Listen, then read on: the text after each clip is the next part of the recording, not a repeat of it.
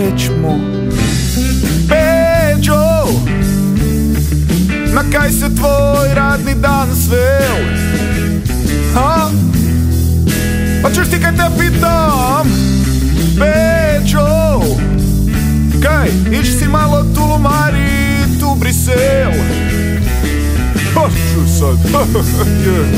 Ja.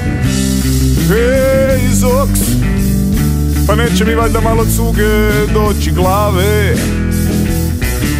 A pa sad malo. Čuješ, hej? Ej, Zoks, ovaj put čak nisam niti pjevao Čavo glave. Aha. Pa dobro, Peđo, pa ne možeš se svaki dan dovesti u knockdown.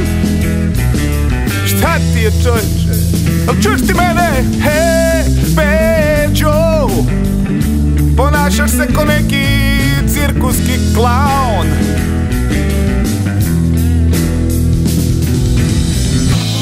Peđi,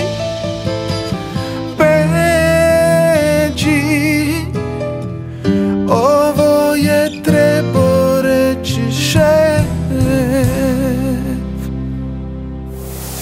Antena Zagreb. Najbolji glazbeni miks.